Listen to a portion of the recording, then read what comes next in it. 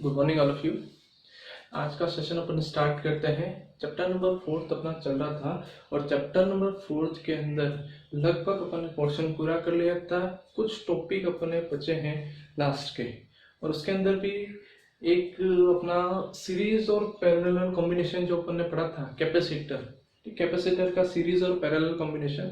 उस सीरीज और parallel combination का थोड़ा सा पोर्शन रह गया है, तो वो एक बार पूरा कर लेते हैं। उसके बाद अपन स्टार्ट करेंगे स्फेरिकल कैपेसिटर और उसके बाद एक टॉपिक बचेगा रीडिस्ट्रीब्यूशन ऑफ द चार्जेस। इतना पोर्शन अपना बाकी है, उसके बाद ये पूरा चैप्टर नंबर 4 अपना कंप्लीट हो जाएगा। तो स्टार्ट करते हैं अपन सबसे पहले series and parallel combination of capacitor, और उसके अंदर एक कॉम्बिनेशन रह गया था डाइलेक्ट्रिक्स का। अगर डाइलेक्ट्रिक्स के कॉम्बिनेशन के फॉर्म में अगर आपको पूछे तो तब फॉर्मूला क्या बनाना है, कौन सा सीरीज का है, कौन सा पैरेलल में होगा, ये आपको देखना है। तो इस चीज को देख लेते हैं सबसे पहले, उसके बाद अपन स्टार्ट करेंगे स्फेरिकल कैपेसिटर। तो सबसे पहले अपन देखते हैं इसके अंदर series and parallel combination in different dielectrics. Combination of capacitor, या फिर नाम दे देते हैं कॉम्बिनेशन ऑफ capacitor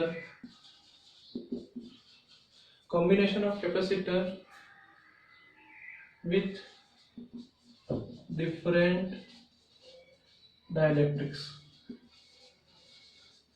क्या मतलब हुआ इसका मतलब अपने को एक कैपेसिटर दे रखा है और उसके अंदर अलग अलग डाइलेक्ट्रिक्स भरे हैं।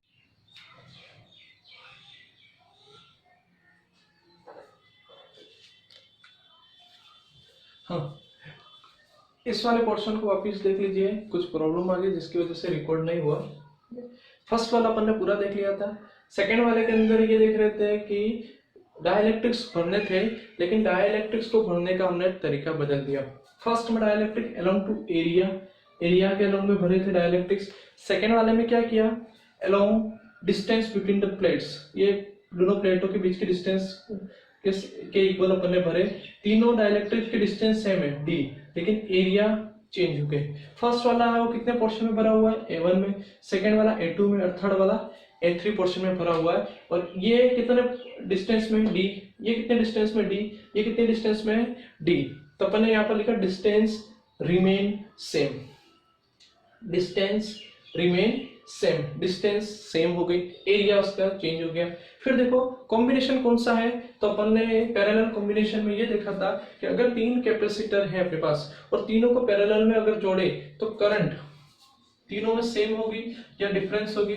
तो करंट के पास कितने पाथ हो गए, 3।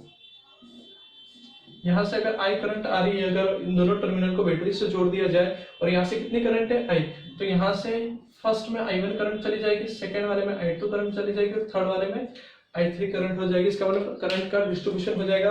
पहले वाले कैपेसिटर में कुछ अलग करंट होगी, दूसरे में भी करंट अलग होगी, तीसरे के अंदर भी अलग होगी। तो यहाँ पर भी देखो, अगर आई करंट यहाँ से आती है तो कुछ पोर्शन उसका फर्स्ट वाले कैपेसिटर से पार होगा, पास हो जाएगा, कुछ पोर्शन उसका सेकेंड वाले से, और कुछ पोर्शन उसके थर्ड डाइलेक्ट्रिक्स जो है, थर्ड कैपेसिटेंस जो है वहां से पास हो जाएगा। तो करंट डिवाइड हो रही है, इसका मतलब कौन सा कॉम्बिनेशन है, पैरेलल कॉम्बिनेशन है। तो ये दो तरीके हो गए, ये डाइलेक्ट्रिक को भरेंगे तो वहां अलग अलग कैपेसिटेंस हो जाएंगे और उनके कॉम्बिनेशन भी अलग अलग हो जाएंगे। तो फर्स्ट में पढ़ा था सीरीज, सेकेंड वाले में पढ़ा था पैरेलल। अब देखो C1 निकालना है हमको, C1 फर्स्ट कैपेसिटेंस निकालना है C1, तो कितना आ जाएगा, area A1 epsilon not epsilon R1 divide by कितने पोर्शन में, D।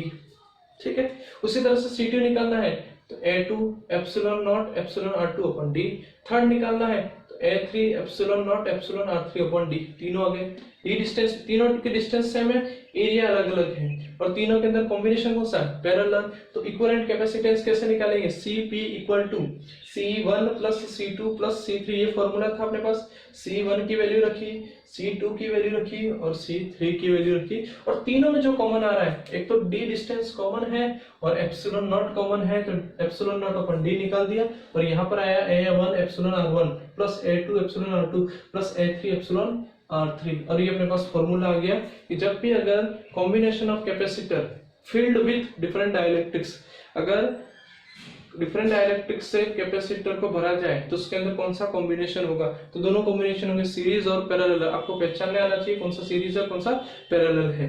जब डिस्टेंस अगर डिवाइड हो जाती है, डिस्टेंस प्लेटों के बीच की, एक की T1 है, एक की T2 और एक की T3 है, इसका मतलब कौन सा कॉम्बिनेशन बन जाएगा, सीरीज। और जब एरिया डिवाइड होता है, डिस्टेंस सेम रहती है, डिस्टेंस रिमेन सेम, पहला वाला डाइलेक्ट्रिक डी पोर्शन में है, दूसरा भी डी और तीसरा भी डी, लेकिन उनके एरिया अलग अलग है, कौन सा कॉम्बिनेशन हो जाएगा, पैरेलल। अब इसको नोट कर लो, आगे इसके आगे जो लास्ट पोर्शन अपन ने किया था उसके बाद ही नोट कर लेना, कंटिन्यू के अंदर चलता जाएगा, ठीक है।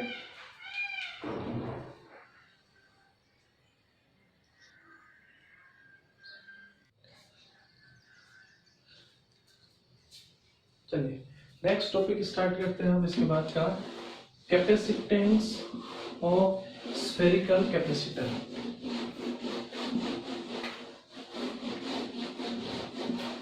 अगर एग्जाम में डेरिवेशन आता है तो उसको थोड़ा ध्यान से पढ़ना, क्योंकि यहाँ पर दो डेरिवेशन कंफ्यूज करते हैं।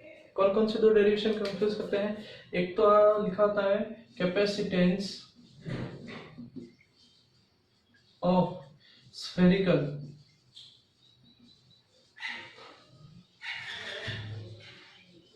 कंडक्टर, ये पहले पढ़ा था और इसका फॉर्मूला आया था C = 4πε0 into R, capacitance of spherical conductor. और अभी अपन पढ़ रहे हैं capacitance of spherical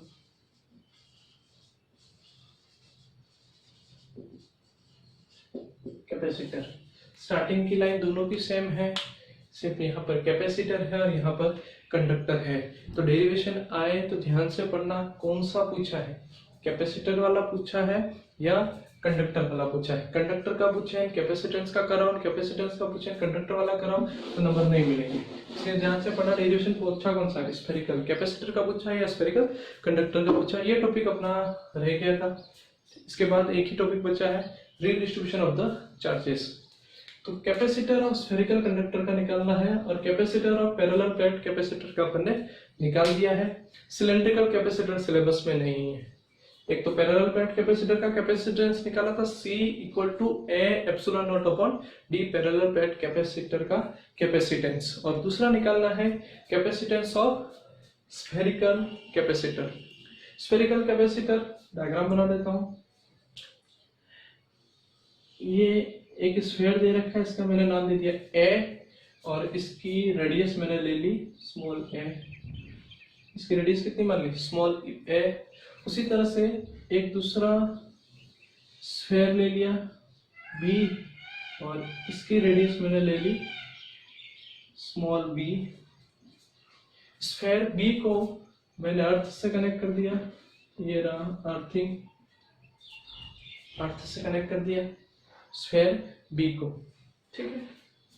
sphere A को मैंने प्लस चार्ज दिया, पॉजिटिव चार्ज दिया, इसको कितना चार्ज दिया, प्लस का Q, ठीक है। स्फीयर A को कौन सा चार्ज दिया, पॉजिटिव चार्ज दिया। तो अपन ने मान लिया स्फीयर B की इनर सरफेस पे कौन सा चार्ज रहना चाहिए,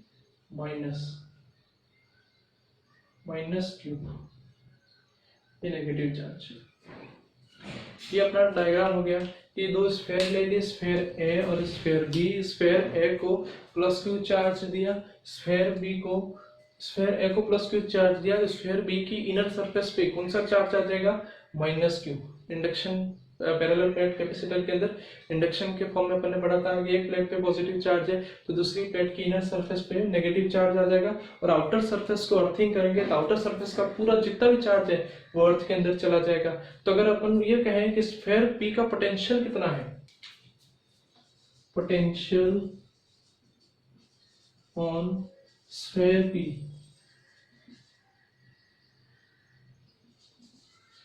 तो स्फीयर B के बाहर कोई भी चार्ज नहीं है। स्फीयर B का पोटेंशियल अपने को निकालना है, तो स्फीयर B के बाहर कोई चार्ज नहीं है। यहाँ बाहर चार्ज था लेकिन इसको किससे कनेक्ट कर दिया, अर्थ से कनेक्ट कर दिया, बाहर कोई चार्ज नहीं है। तो स्फीयर P का पोटेंशियल कितना हो जाएगा, B इक्वल टू कितना हो गया, 0। निकालना क्या है, कैपेसिटेंस, और कैपेसिटेंस होता है C = Q/V। अगर ये V मिल जाए पोटेंशियल तो निकाल सकते हैं। यहाँ पर इलेक्ट्रिक फील्ड कहाँ बन रहा है, तो इलेक्ट्रिक फील्ड बन रहा है दोनों स्फीयर के बीच में, between sphere A and B, from positive to negative, ये प्लस से माइनस, ये प्लस से माइनस, ये इलेक्ट्रिक फील्ड बन रहा है। इलेक्ट्रिक फील्ड कहाँ बन रहा है? Between sphere A and B. Electric field, तो ये इलेक्ट्रिक फील्ड कहाँ है? Between sphere capital A and capital B. ठीक है, दो स्फीयर दे रखे हैं, capital A and capital B, उनकी रेडियस कितनी? Small A and small B, दो रेडियस है। कैपिटल ए को प्लस क्यू चार्ज दिया तो कैपिटल बी सरफेस की इनर सरफेस पे कितना आ जाएगा? उतना ही अमाउंट का माइनस क्यू चार्ज डेवलप हो जाएगा।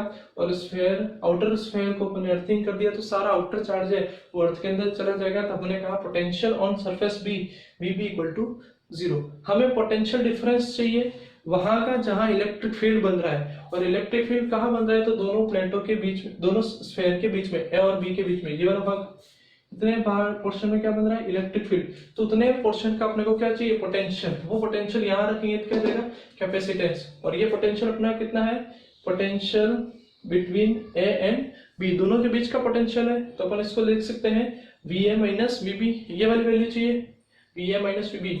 इन दोनों स्फीयर के बीच का पोटेंशियल चाहिए, तो ए के पोटेंशियल को बी के पोटेंशियल को माइनस कर देंगे तो वी आ जाएगा V A minus V B. दोनों के पोटेंशियल का डिफरेंस अपने को, दोनों स्फीयर के बीच का पोटेंशियल हमको देगा। तो बी का तो 0 है, V A minus V B करते हैं तो बी का तो 0 है, तो हमें किसका पोटेंशियल निकालना है? ओनली ए का। अगर स्फीयर ए के पोटेंशियल को निकालेंगे तो V A minus V B अपन इजीली से कैलकुलेट कर सकते हैं।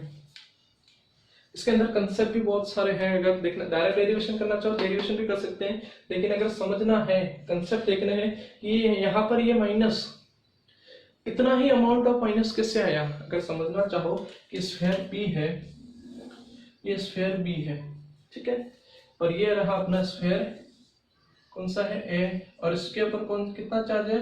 तो अपन ने मान लिया प्लस क्यू चार्ज है, ठीक है। फिर आपको ये पूछे स्फीयर बी की इनर सरफेस पे माइनस क्यू ही क्यों आया? कोई दूसरा चार्ज भी तो आ सकता था। अपन ने तो थ्योरी के फॉर्म में ये पढ़ा कि इंडक्शन होगा, इंडक्शन की वजह से उतना ही अमाउंट का माइनस क्यू चार्ज प्रोड्यूस होगा, ठीक है। लेकिन अगर यहाँ पर देखें ये प्लस क्यू है तो यहाँ पर माइनस क्यू ही क्यों डेवलप हुआ? तो अपने पास एक थ्योरी है, एक लॉ है, गाउस लॉ। और गाउस लॉ क्या कहता है? हाँ, गाउस लॉ के अंदर अपन ने पढ़ा था, एक एप्लीकेशन पढ़ी थी, और उस एप्लीकेशन के अंदर एक एप्लीकेशन थी स्फेरिकल, ठीक है, electric field due to sphere, ये पढ़ा था, electric field due to sphere. और इसके अंदर कंडक्टर अगर है, स्फीयर कैसा है? कंडक्टर, तो कंडक्टर के अंदर इलेक्ट्रिक फील्ड कितना होता है? 0। और अपने पास ये गाउस लॉ है, flux phi equal to E dot D S equal to sigma Q upon epsilon naught, ये फॉर्मूला अपन ने पढ़ रखा है, ठीक है। अगर यहाँ पर मैं यहाँ पर गाउसियन सरफेस बनाऊं, एक गाउसियन सरफेस बनाओ, ये प्लस क्यू और माइनस क्यू दोनों चार्ज, ठीक है, ये माइनस क्यू वाला इधर गाउसियन सरफेस के अंदर ही आएगा, और इसके ऊपर जो प्लस चार्ज है वो भी गाउसियन सरफेस के अंदर ही आएगा। ये दोनों चार्ज गाउसियन सरफेस के अंदर है, और कंडक्टर के अंदर इलेक्ट्रिक फील्ड 0 होता है। लेकिन स्फीयर ए के ऊपर तो अपने पास अपन ने चार्ज दिया है, कौन सा दिया है? प्लस क्यू, और हमको चार्ज कितना करना है? सिग्मा क्यू की वैल्यू कितनी करनी है? 0, क्योंकि सिग्मा क्यू अगर 0 करेंगे तो ही इलेक्ट्रिक फील्ड कितना होगा? 0। ठीक, फॉर्मूला क्या है? Integration E dot D S equal to sigma Q upon epsilon naught. A पर ऑलरेडी चार्ज हमने दिया है, ए को हमने चार्ज किया, स्फीयर को कितने चार्ज से चार्ज किया? प्लस क्यू से। और अगर यहाँ पर एक गाउसियन सरफेस बना है, तो इस गाउसियन सरफेस के अंदर कितना चार्ज है? प्लस क्यू, ठीक है। और हमने पढ़ा है कि कंडक्टर के अंदर इलेक्ट्रिक फील्ड कितना होता है? 0। इस फॉर्मूले के अकॉर्डिंग अगर इलेक्ट्रिक फील्ड 0 करना है तो सिग्मा क्यू क्या होना चाहिए? 0। और सिग्मा क्यू तभी 0 हो सकता है जब जितना चार्ज हमने ए को दिया है प्लस क्यू, उतना ही चार्ज यहाँ पर डेवलप हो जाए माइनस क्यू। और ये प्लस क्यू और माइनस क्यू, सिग्मा क्यू की वैल्यू कितनी हो जाएगी? Sigma Q equal two plus Q minus Q, कितना मिलेगा? 0। इसीलिए अपन डायरेक्ट लिखते हैं कि यहाँ पर कितना चार्ज डेवलप होगा? उतना ही होगा जितना स्फीयर ए को हमने चार्ज दिया है, लेकिन उसकी डायरेक्शन कैसी हो जाएगी? नेगेटिव। स्फीयर ए को प्लस चार्ज दिया है तो स्फीयर बी की इनर सरफेस पे माइनस क्यू चार्ज, अगर स्फीयर ए को प्लस क्यू चार्ज दिया है तो स्फीयर बी की इनर सरफेस पे माइनस क्यू चार्ज डेवलप होगा, ठीक है। एक बार ये डायग्राम बना दो और इसको नोट कर लो।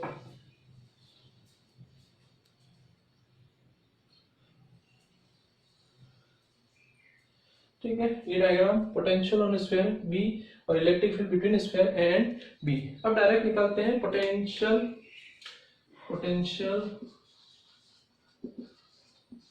ऑन स्फीयर ए। तो स्फीयर ए पर कितने पोटेंशियल होंगे? तो स्फीयर ए पे 2 पोटेंशियल होंगे, क्योंकि स्फीयर ए के बाहर चार्जेस कितने हैं? तो 2 चार्जेस हैं, एक सरफेस पे प्लस वाला और एक ये थोड़ी डिस्टेंस पे कौन सा है? माइनस वाला। स्फीयर ए के बाहर देखना है पोटेंशियल ऑन स्फीयर ए। तो स्फीयर ए के बाहर कितने चार्जेस हैं? तो ये माइनस वाले भी हैं और ये प्लस वाले भी हैं। प्लस वाले कितनी डिस्टेंस पे हैं? तो ए डिस्टेंस पे हैं। और माइनस वाले कितनी डिस्टेंस पे हैं? तो माइनस वाले बी डिस्टेंस पे हैं। तो पोटेंशियल ड्यू टू 2 तरह से होगा। पहला ड्यू टू पॉजिटिव चार्ज और इसको नाम दे दो V प्लस, इक्वल टू कितना हो जाएगा? प्लस के क्यू अपन पॉजिटिव चार्ज कितनी डिस्टेंस पे है? ए डिस्टेंस पे। Number 2 due to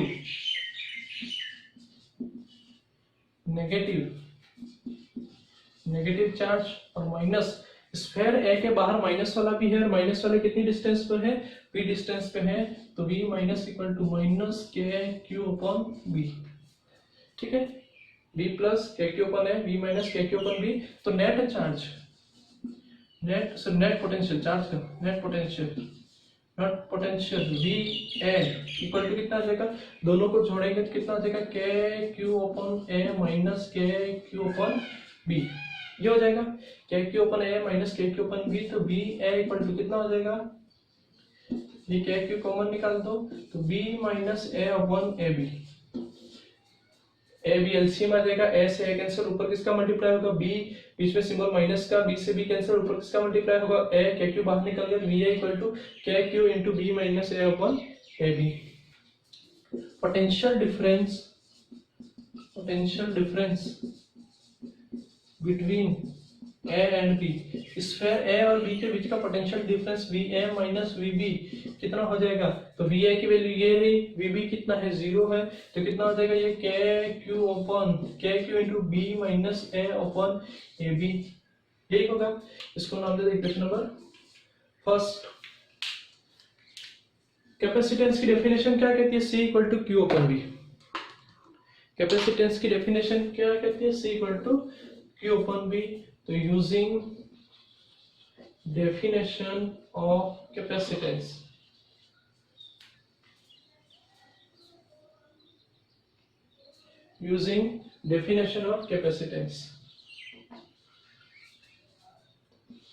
C equal to कितना हो जाएगा?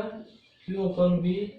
C equal to Q upon V की value V A minus V B एक तरह से, तो यहाँ पर V A minus V B लिखना चाहो तो ये भी लिख सकते हो।